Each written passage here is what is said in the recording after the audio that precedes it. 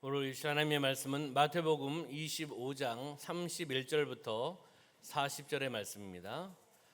한 목소리로 함께 합독하도록 하겠습니다. 인자가 자기 영광으로 모든 천사와 함께 올 때 자기 영광의 보좌에 앉으리니 모든 민족을 그 앞에 모으고 각각 구분하기를 목자가 양과 염소를 구분하는 것 같이 하여 양은 그 오른편에 염소는 왼편에 두리라. 그때 임금이 그 오른편에 있는 자들에게 이르시되 내 아버지께 복받을 자들이여 나와 창세로부터 너희를 위하여 예비된 나라를 상속받으라. 내가 줄일 때 너희가 먹을 것을 주었고 목마를 때 마시게 하였고 나그네 되었을 때 영접하였고 헐벗었을 때 옷을 입혔고 병들었을 때 돌보았고 옥에 갇혔을 때 와서 보았느니라.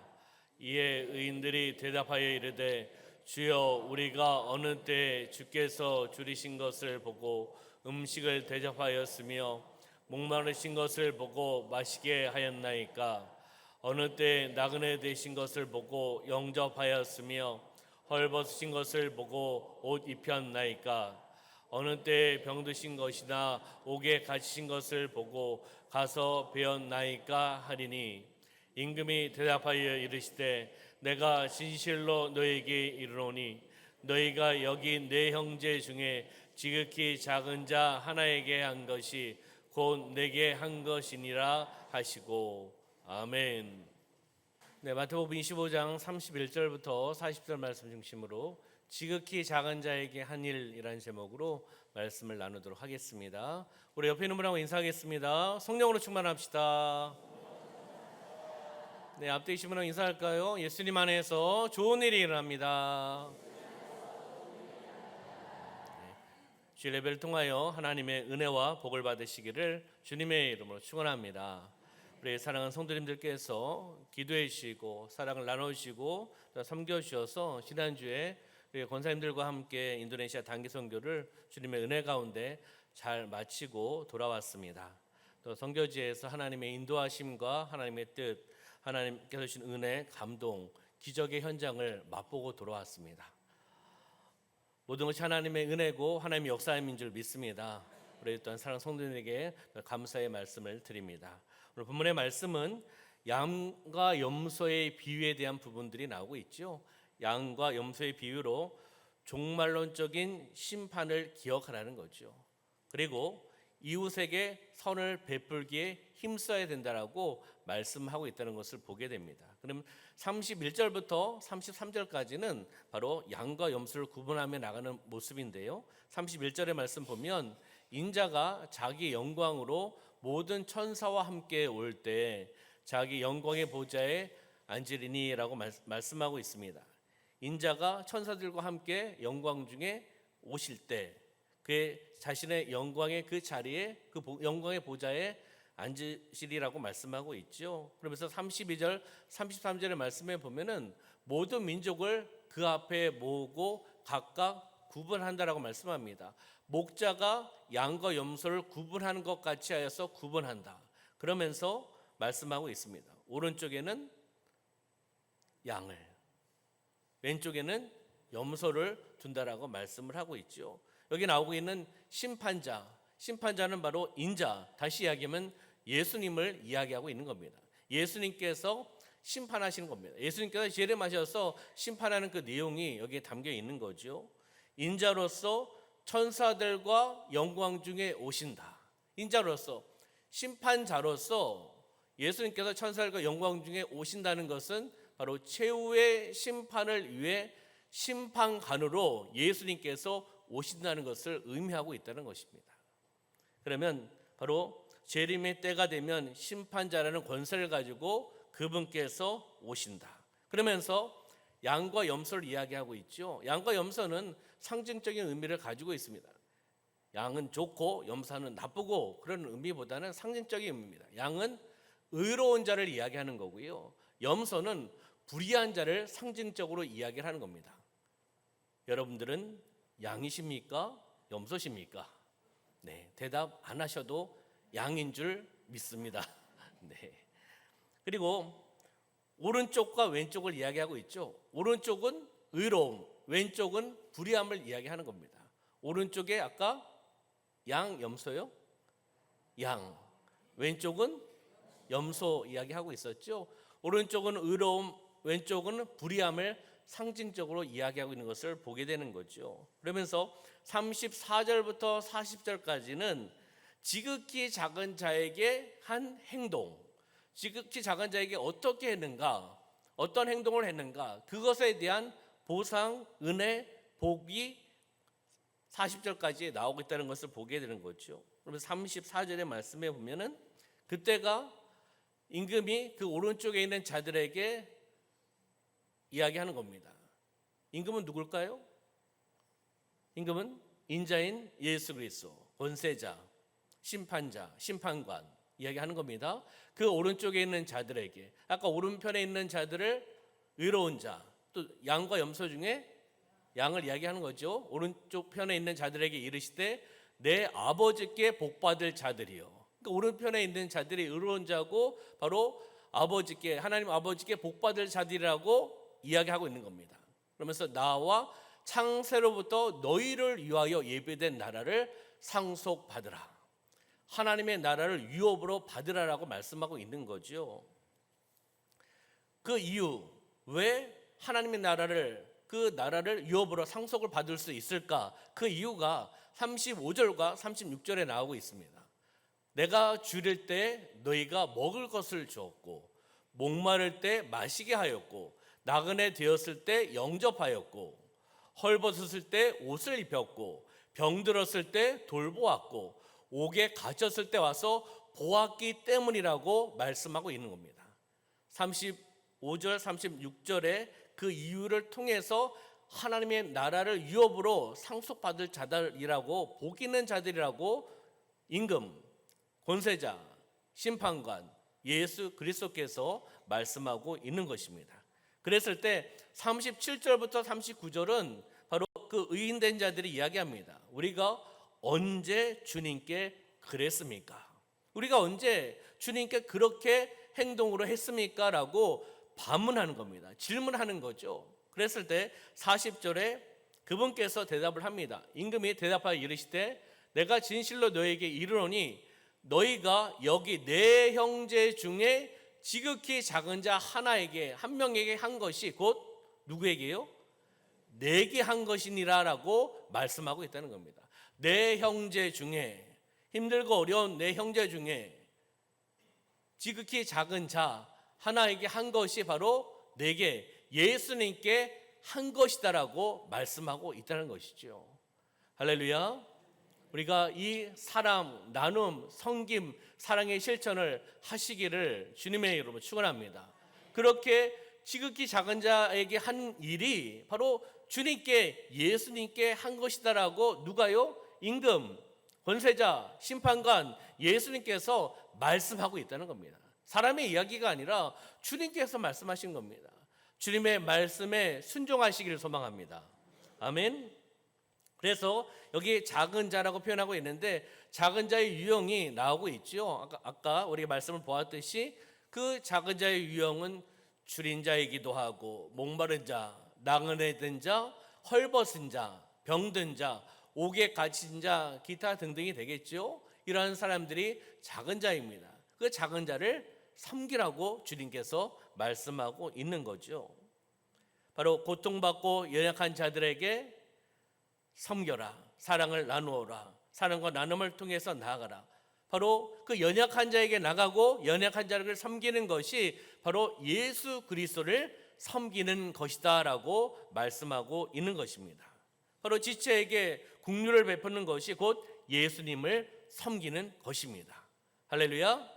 그러면 41절부터 46절까지는 말씀을 읽지 않았습니다. 읽지 않겠습니다. 내용은요, 반대로 불의한 자들의 행동, 불의한 자들, 아까 왼편 염소, 불의한 자들의 행동이 여기 나오고 있고요. 그리고 그 행동에 따른 심판, 형벌, 이것에 대한 내용이 41절부터 46절까지 나열되어 있습니다. 다시 이야기하면 앞에 있는 지체들에 대한 향한 칭찬과 반대되는 말씀이 여기에 이야기하고 있다는 것입니다. 배고플 때, 줄일 때, 목마를 때, 집이 없을 때, 추워서 떨고 있을 때, 병들고 옥에 갇혔을 때 이들에게 해를 끼친 것은 아니지만, 힘들고 어려운 사람들에게 내가 해코지하고 해를 끼친 것은 아니지만 도움을 주지 않았기 때문에 형벌의 대상이 된다라고 말씀하고 있는 겁니다. 힘들고 어려운 사람들 있지 않습니까? 그들을 알고 있으면서 그들을 돕지 않은 것도 이 말씀에 의하면 형벌의 대상, 심판의 대상이 된다라고 말씀하고 있다는 것입니다. 저는 그 사람에게 아무 해코지도 안 했습니다. 그 사람에게 욕하지 않았습니다. 그 사람에게 돌을 던지지 않았습니다. 그럼에도 불구하고 말씀하고 있습니다. 도움을 주지 않았다. 너의 주변에 있는, 특히 알고 있는 그 사람들에게 도움을 주지 않았기 때문에 이러한 형벌, 이러한 심판을 하겠다라고 말씀하고 있다는 것을 보셔야 되는 겁니다. 다시 이야기하면 믿음은 행함으로 증명될 수밖에 없습니다. 예수 그리스도를 믿으십니까? 아멘. 하나님의 사랑을 받으셨습니까? 구원을 받으셨습니까? 뭐죠? 쉽게 이야기하면 믿음이잖아요. 예수 그리스도를 나의 구원자, 나의 구세주로 믿는 거 아니겠습니까? 입으로 시인하고 내 마음속에 예수님을 영접한 자가 하나님의 자녀, 하나님의 백성으로 살아가는 거 아니겠습니까? 이번에 선교지에서도 제가 네 번의 학교에 가서 7개 학교의 친구들을 만나면서 말씀을 쭉 전하면서 PPT 영상을 통해서 말씀을 전하면서 최종 결론은 예수 그리스도입니다. 예수 그리스도에 대한 부분들을 이야기를 하는 거죠. 예수님을 의지해라. 예수님을 믿어야 된다. 하나님께 주신 비전과 꿈을 향해 달려나가야 된다. 이것이 초점 아니겠습니까? 그런데 중요한 것은 믿음은 행해야 된다는 겁니다. 행함으로 증명해야 된다는 것이죠. 그냥 믿음만 갖고 있는 것이 아니라 믿음의 행동을 이야기하는 겁니다. 목회 방향에도 올바른 방향을 설정하고 믿음의 열정을 가지고 거기서 끝나는 것이 아니라 하나님의 결국을 믿는 믿음으로 행하며 나가는 제 사역입니다. 하나님께 주신 마음의 철학입니다. 우리 교회의 방향성이라는 거죠. 올해 무엇입니까? 세대를요, 세상을 향해 어떻게요? 지체하는 것이 아니라 멈춰 있는 것이 아니라 나가는 거잖아요. 나가는 것은 행동으로 나가는 거 아니겠습니까? 사랑을 실천하며 나가는 거죠. 그렇듯이 행함으로 보이지 않는 믿음은 생각해 보아야 되는 겁니다. 행함으로 보이지 않는 믿음, 행함으로 보이지 않는 믿음, 그 믿음을 생각을 해보셔야 된다는 거죠. 참된 믿음의 결과는 당연히 사랑의 실천이 있어야 되는 겁니다. 참된 믿음의 그 결과, 예수 그리스도를 믿는 참 신앙, 하나님의 백성, 하나님의 자녀, 올바른 믿음을 갖고 있으면 당연히 사랑이 실천되어야 된다는 겁니다. 예수님께서 이 땅에 오셔서 어떻게 하셨습니까? 가르치고 치료하고 전파하는 사역을 하셨습니다. 힘들고 어렵고 굶주린 자들을 찾아가서 그들에게 그 사랑을 베풀어 주셨다는 거죠. 실천하셨다는 거 아니겠습니까? 행하셨다는 거예요. 찾아오는 군중들, 회중들도 있었지만 예수님께서 직접 찾아가셔서 그들을 섬기고 그들을 가르치고 치료하고 전파하며 살아가셨다는 거죠. 무엇입니까? 실천이에요. 사랑의 실천. 믿음이 있으면 사랑의 실천을 행하셔야 될 줄 믿습니다. 그럼 다시 이야기하면 믿음과 사랑의 실천의 관계를 생각해 보아야 되겠죠. 믿음과 사랑의 실천은 구분할 수가 없습니다. 왜요? 믿음을 갖고 있으면 당연히 사랑을 실천하기 때문이죠. 믿음 따로 사랑의 실천 따로가 아니라는 거죠. 다시 이야기하면 믿음과 사랑의 실천은 함께 가는 관계라는 것을 우리가 볼 수 있는 겁니다. 성경의 신구약에 나오는 많은 이야기들이 나옵니다. 그렇지만 그 내용 중에 중심되는 것은 작고 연약한 사람들에게 초점을 맞추고 있습니다. 하나님은 우리가 그들에게, 연약한 자들에게 어떻게 대하고 있는지를 주목하고 계시는 거예요. 힘들고 어려운 자들에게 하나님의 은혜를 받은 하나님의 자녀들이 어떻게 하고 있는지를 하나님은 주목하고 계시는 겁니다. 그것으로 우리 존재를 하나님께서는 또 판단하시기도 한다는 거죠. 옆에 있는 나의 형제가, 옆에 있는 나의 자매가 헐벗고 굶주리고 병들어 있습니다. 그리고 세상 일로 고통스러워하고 힘들어하고 있습니다. 근데 그 옆에서 나는 풍족하게 먹을 거 다 먹고 누릴 거 다 누리고 먹고 마시면서 옆에 있는 형제 자매가 힘들고 어려운데도 알면서도 자기는 풍족하게 자기는 먹고 마시면서 아무런 꺼리낌 없이 예배 드리고 있다고 한번 생각해 보시기 바랍니다. 그 예배는 어떤 예배일까요? 어떤 마음으로 예배를 드릴까요? 한번 생각해 보셔야 된다는 겁니다. 안타깝게도 그 예배는 하나님과 아무 상관없는 종교적인 행위, 종교적인 행사로 끝일 수 있다는 겁니다. 아버지의 마음, 아버지의 사랑, 아버지의 은혜를 받은 자는 주변에 힘들고 어려운 자가 있으면 그들에게 하나님께서 주시는 긍휼함과 그 사랑을 나누려고 하는 자입니다. 그 마음을 가지고 또 하나님 앞에 예배를 드릴 겁니다. 힘들든 말든 고민과 갈등을 하고 무너져 있든 쓰러져 있든 구덩텅에 빠져 있든 나는 나대로의 예배를 드린다. 그 예배를 하나님께 받으실까요? 그걸 한번 우리가 생각해 보셔야 된다는 거죠. 그러면 신명기 15장 7절과 8절에는 하나님은 이스라엘 백성들에게 약속하셨던 젖과 꿀이 흐르는 가나안 땅, 그 가나안 땅에 있을 때 어느 성읍에 있을 때라도 살더라도 가나안 형제가 있으면 힘들고 궁핍한 형제가 있으면 반드시 지켜야 될 그 말씀을 선포하고 있습니다. 우리 7절의 말씀을 볼까요? 시작. 내 하나님 여호와께서 내게 주신 땅 어느 성읍에서든지 가난한 형제가 너와 함께 거주하거든 그 가난한 형제에게 내 마음을 완악하게 하지 말며 내 손을 움켜쥐지 말고. 아멘. 여기 보니까 내 마음을 어떻게 해요? 완악하게 하지 말라라고 말씀하고 있죠.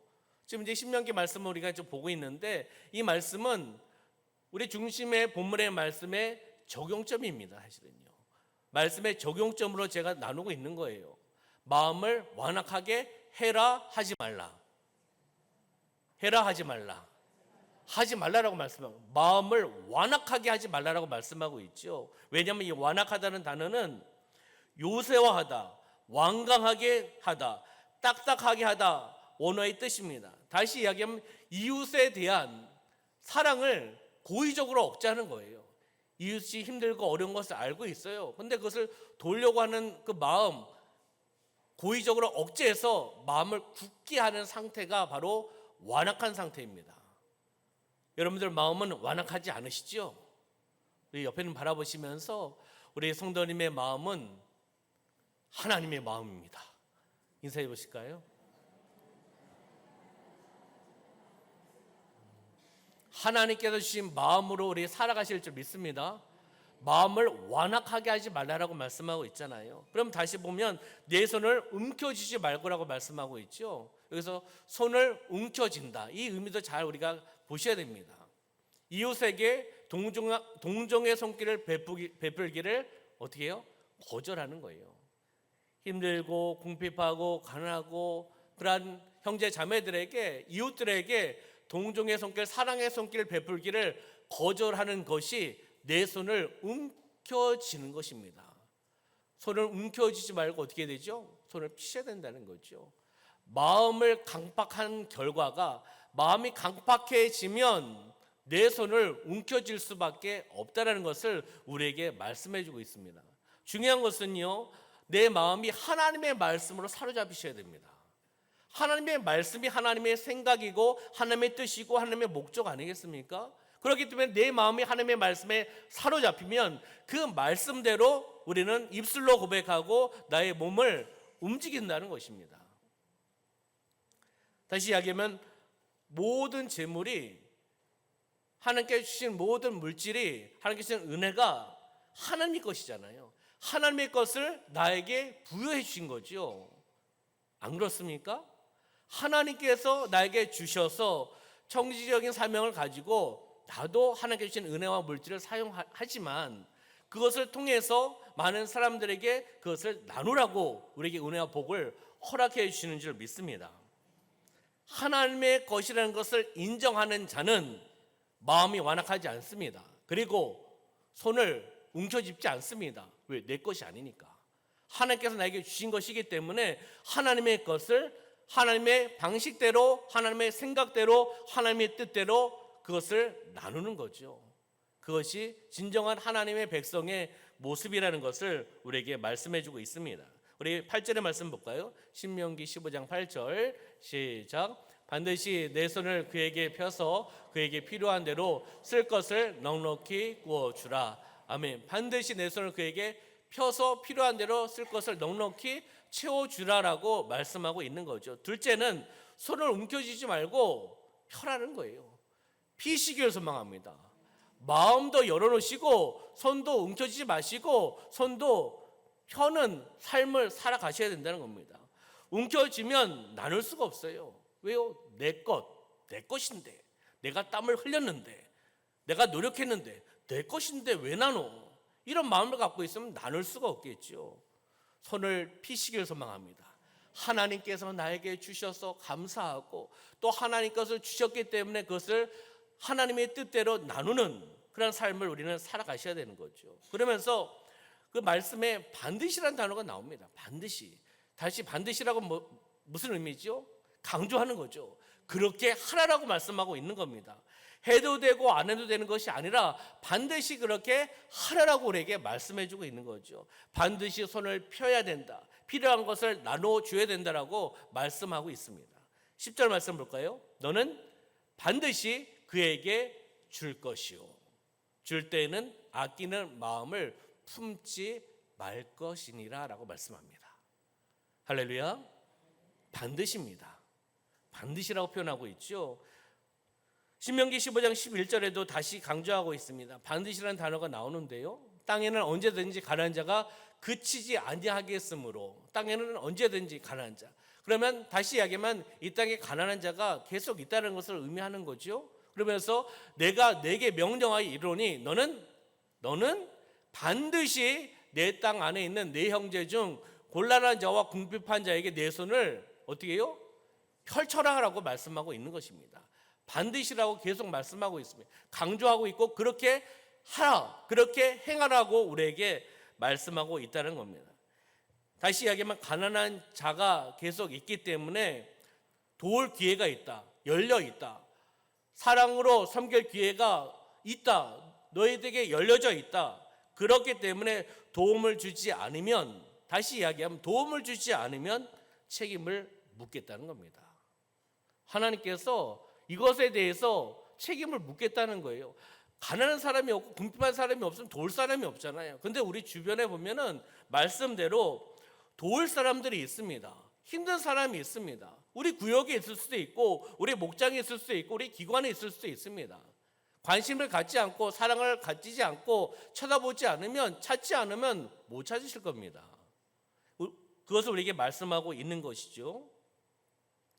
반드시 행해야 된다는 것을 우리에게 말씀하고 있죠. 10절의 말씀 다시 한번 볼까요? 10절 말씀 다시 한번 읽어보겠습니다. 시작. 너는 반드시 그에게 줄 것이요 줄 때에는 아끼는 마음을 품지 말 것이니라. 이로 말미암아 내 하나님 여호와께서 내가 하는 모든 일과 내 손이 닿는 모든 일에 내게 복을 주시리라. 아멘. 다시 이야기하면 나누면 하나님께서 어떻게 해요? 복을 주신다는 겁니다. 채우신다는 거예요. 우리 교회가 그런 사역을 계속 하고 있는 줄 믿습니다. CCC를 통해서 다음 세대부터 세계 열방에 이르기까지 하나님의 은혜와 비전을 나누고 섬기고 선교적인 공동체로 나아가기를 소망하며 선포하면서 그 사역들을 감당을 하고 있습니다. 다음 세대부터입니다. 출발점은 다음 세대고 땅끝은 세계 열방으로 우리가 볼 수가 있겠죠. 땅끝을 우리의 삶의 자리라고 적용할 수 있습니다. 어쨌든 다음 세대부터 세계 열방에 이르기까지 하나님께 주신 그 은혜와 하나님께 주시는 복을 흘러내려보내는 공동체로 지금 쓰임받고 있는 줄 믿습니다. 흘러내려보내면 그렇잖아요. 일반적으로 흘러내려보내고 소비하면 줄어들잖아요. 안 줄어듭니까? 안 줄어드세요? 그럼 저한테 좀 주세요. 전도도 하고 선교도 하고 마음껏 섬기게. 흘러내려 보내면 소비하면은 줄어들 수밖에 없어요. 그런데 하나님께서 복을 주신다라고 말씀하셨기 때문에 채워주시는 거죠. 그 가정을 채우시고 그 자녀들 채우시고 그 기관을 채우시고 그 목장을 채우시고 우리 교회를 채우신다는 거예요. 하나님 믿으십니까? 일하시는 하나님 믿으십니까? 채우신 하나님 믿으십니까? 그러면 하나님의 말씀대로 우리는 그대로 행하는 겁니다. 따라가는 거죠. 알고는 있지만 하지 않는다면 그건 불순종입니다. 하나님의 말씀대로 행하며 나갈 때 하나님께서 채우시고 그 의뢰를 받으면서 또 흘러내려 보내고 그것을 우리에게 말씀해주고 있는 것을 보게 되는 거죠. 다시 이야기하면 하나님께서 주시는 복은 나누라고 주시는 거예요. 할렐루야. 나누라고 주시는 것이고 그리고 축복의 통로로 살아가라고 우리에게 주시는 겁니다. 하나님의 자녀들 개개인이 잘 살아가는 것도 중요한 부분입니다. 그것도 있지만 크게 보면은 나누라. 축복의 통로로 쓰임 받아라. 하나님의 생각, 하나님의 뜻, 하나님의 목적대로 살아가라. 이것을 우리에게 말씀해 주고 있는 거죠. 힘들고 어려운 어린 시절에 어느 분이 매월 $5의 사랑을 그 어린 아이에게 베풀어 주었습니다. 그 도와주는 분이 누구인지 알 수도 있고 모를 수도 있겠죠. 뭐 NGO 단체를 통해서 또 교회를 통해서 그리고 어떤 선교기관을 통해서 이렇게 도와주는 부분이 있잖아요. 사랑의 실천을 통해서 우리 교회도 지금 그렇게 하고 있는 부분이 있고요. 그 사랑을 받은 그 소년이 성장합니다. 시간이 지나갈수록 믿음이 성장하고 하나님을 바라보며 성장하며 나갑니다. 그 사랑을 기억하면서 하나님을 바라보고 하나님 비전을 가지고 나아갑니다. 그 소년이 성장되어서 하나님의 부르심을 알고 하나님의 부르심을 통해서 인도네시아 땅으로 부르심에 순종하며 나갑니다. 받은 사랑이 있잖아요. 그것을 기억하고 있잖아요.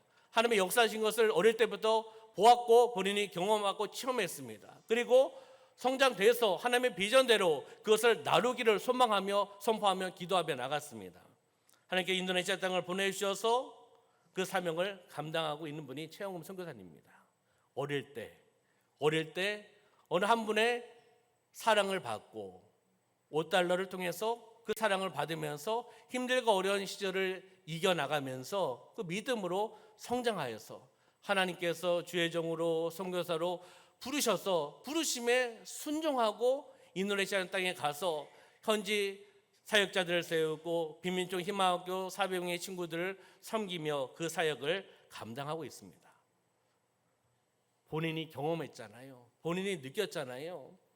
복음의 빚진 자고 사랑의 빚진 자잖아요. 그것을 그대로 삶의 자리에서 실천하며 나가는 겁니다. 하나님의 말씀대로요. 그래서 지금은 자카르타 해피센터를 하나님께서 세워주셔서 신학 공부를 한 32명의 선생님들 붙여주셨고 그리고 가보니까 이제 한 개 학교를 더 준비하고 계시더라고요. 이미 작은 학교가 또 있고 그러면 선생님들도 세팅되어 있고 8개 빈민촌 희망학교의 400여 명의 친구들을 사랑을 나누고 영적으로 나누는 영적인 아버지로서 그 사랑을 나누고 계시는 것을 보게 되었습니다. 그렇잖아요. 빈민촌 희망학교 친구들 힘들고 어렵지 않습니까? 먹을 것도 없고 학교를 다니기도 어려운 그 친구들 육적인 배고픔을 해결하기 위해서 무료 급식 사역을 시작을 하셨고 화, 목, 토 단기소교팀이 하루를 또 한인교회 성도들이 하루를 인도네시아 자원봉사자들이 또 하루를 믿든 믿지 않던 그분들이 오셔서 헌신하면서 매일 700개의 도시락을 사랑으로 만들어서 그 빈민촌 희망학교 친구들에게 나누어주고 또 지역 주민들에게 그 사랑을 나누는 사역을 하고 있습니다. 먹는 거에 그치는 것이 아니라 먹는 것은 그들이 필요하기 때문에 영적인 것과 육적인 것을 함께 나누는 선교 사역을 감당하는 것을 보게 되었습니다. 이번에 함께 가셨던 권사님들도 학교라고 하니까 빈민촌이어서 못 사는 곳이라고 생각을 하셨겠지만 학교라고 하면 그래도 번듯하지는 않지만 학교 같은 모습으로 있을 거라고 생각하고 가신 것 같습니다. 그런데 가보니까 학교가 아니고 그렇잖아요. 고속도로 밑에 살 곳이 없어서 그 밑에서 거주하고 있는 그러한 공동체, 거기에 허리도 펼 수 없는 그러한 공간 속에서 아이들이 배움의 터전이 있는 그러한 학교도 있습니다. 쓰레기 매립지에, 쓰레기 처리장에 가장 열악한 환경의 학교가 위치되어 있는 곳도 있습니다. 그렇지만 그들은 하나님의 사랑과 선교사님의 사랑을 받으면서 하나님께 주신 희망과 소망을 가지고 살아가고 있습니다. 예전에는 초등학교 졸업하면 우리나라 학제하고 거의 똑같습니다. 초등학교 6학년, 중학교 3학년, 고등학교 3학년, 대학교 4학년, 이렇게 학제가 거의 똑같은 상황입니다. 예전에는 빈민촌 희망학교를 졸업을 하면은 중학교에 진학하는 친구들이 한 두세 명 정도밖에 안 된다고 합니다. 그런데 지금은 졸업을 하면 거의 100% 중학교에 다 진학을 한다고 말씀하고 있습니다. 사랑을 베풀고 기도하고 섬기며 나갈 때 기적의 역사 아니겠습니까? 그들은 꿈을 꿀 수 없는 거예요.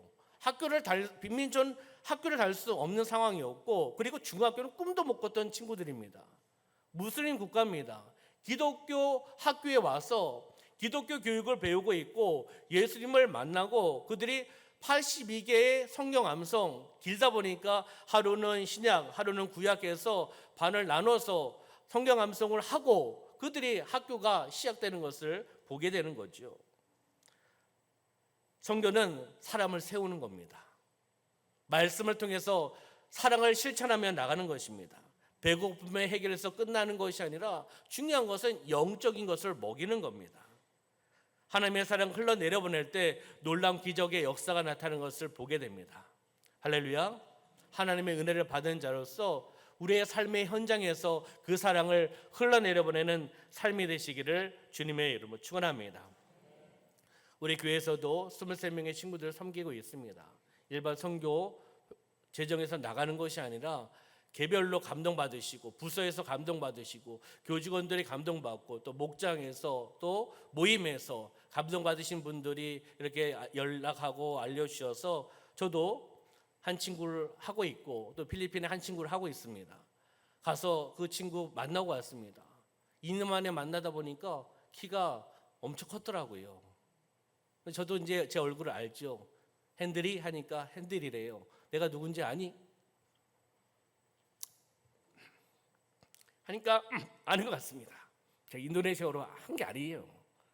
느낌이 알잖아요, 사실. 그리고 장학생 23명이 모여 있어도 제가 또 섬기는 친구 한 명 있으니까 자꾸 이렇게 보게 되더라고요.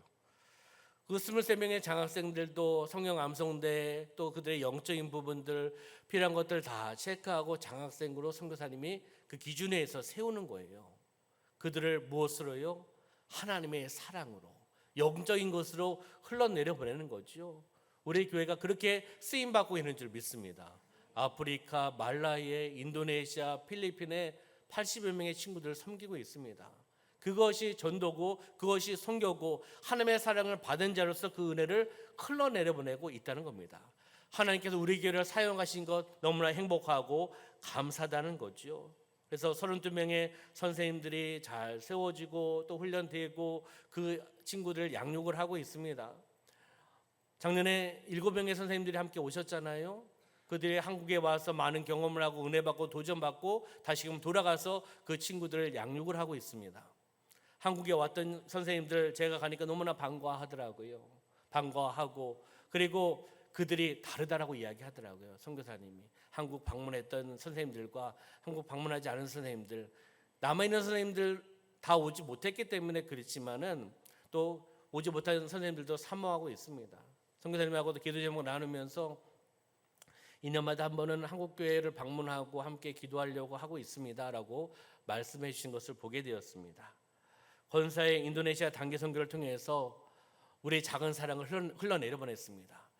우리 성도님들의 기도로 흘러내려 보냈고 사랑으로 흘러내려 보냈고 섬김을 통해서 우리 권사님들이 대표로 가셔서 그 사역을 감당하고 오신 줄 믿습니다. 8개의 학교 학생들과의 만남, 4번의 말씀 사역, 무료 급식 사역, 또 23명의 장학생들과의 말씀과 또 강의, 22명의 교사 선생님들과의 사역, 세미나 사역, 한 가정을 자립을 위해서 판매 수레를 지원했던 사역들, 그리고 8개 학교 400명의 친구들 한 곳에 모여서 자카르타 한인연합교회가 좀 큰 교회입니다. 그 교육과를 렌트를 해서 빌려서 그곳에서 운동회 사역도 했습니다. 또한 교회 예배를 먼저 드리고 설교를 하고 또 한인교회 목사님 바쁘신데 오셔가지고 또 축도도 하시고 축사도 해주시고 함께 주변에 있는 분들이 함께 오셔서 함께 달란트대로 재능대로 문화축제가 함께 이어졌습니다. 우리 권사님들 저도 마찬가지지만 인도네시아 언어가 되는 건 아니지만은 이렇게 활동할 때 8개 활동 구역이 있었는데 학습 코너가 있었는데 각 코너마다 들어가셔서 우리 권사님들이 다 도와주셨습니다. 말이 안 되더라도 행동으로 웃음으로 하이파이브로 제기차기 하는 것도 있었고요, 공개하는 것도 있었고요, 볼링하는 것도 있었고요, 이렇게 해가지고 이렇게 하는 거 있지 않습니까? 이것도 있었고요, 이것저것 있었는데 우리 권사님들이 다 들어가셔서 함께 기뻐하고 행복해하시고 또한 웃음이 있고, 권사님들 춤추라고 하면 춤추시겠습니까? 일어나서 알아서 춤추시고 알아서 또 기뻐하시고 또 감동받으시고 또 은혜 받으시고 그것을 함께 보았습니다. 무엇입니까? 하나님의 사랑을 받은 자로서 그 사랑을 흘러내려 보낼 때 기쁨이 있고 행복이 있고 웃음이 있다는 것을 보게 되었다는 거지요.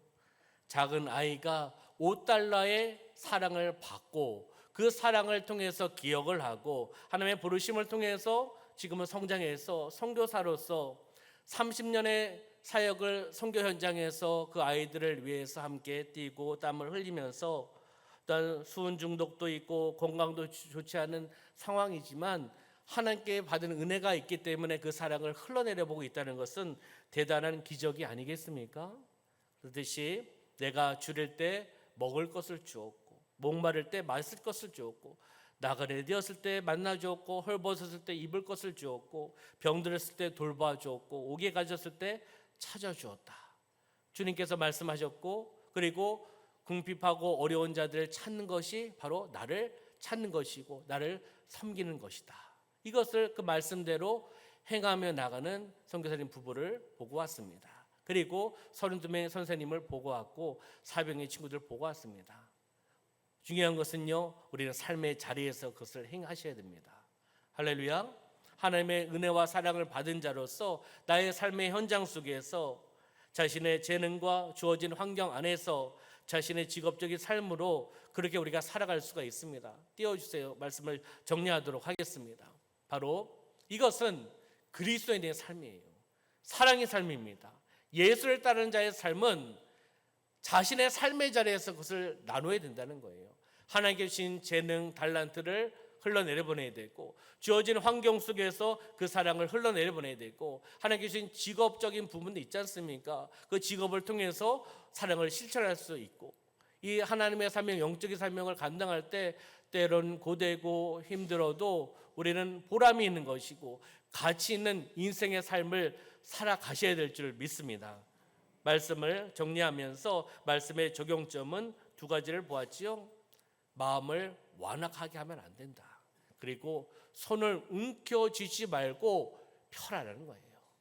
마음을 여시고 손을 펴셔서 받은 은혜와 사랑을 먼저는 삶의 자리에서 가까운 곳에서 힘들고 어려운 사람들을 찾아서 그들에게 나눠주시는 것이 주님을 섬기며 나가는 삶이라고 주님께서 말씀해 주셨습니다. 그러한 사랑을 흘러내려 보내는 삶이 되시기를 주님의 이름으로 축원합니다. 기도하겠습니다. 살아 역사하신 아버지 하나님 참으로 감사합니다. 우리의 삶 가운데 하나님 은혜를 베풀어 주시고 하나님 복을 허락하여 주셨고 우리가 하나님의 백성으로 자녀로 살아갈 수 있도록 인도하여 주심을 감사합니다. 받은 은혜가 있습니다. 받은 복이 있습니다. 받은 재능이 있습니다. 받은 또한 물질이 있습니다. 그것을 흘러내려 보내는 하나님의 생각과 하나님의 마음과 하나님의 뜻에 맞춰 말씀대로 행하며 나가는 삶이 되게 하여 주시옵소서. 주변에 어려운 자를 찾고 그들에게 나눠주는 것이 바로 지극히 작은 자들에게 베풀어 주는 것이 섬기는 것이 바로 주님께 하는 것이고 주님께 섬기는 것이다라고 주님께서 말씀해 주셨습니다.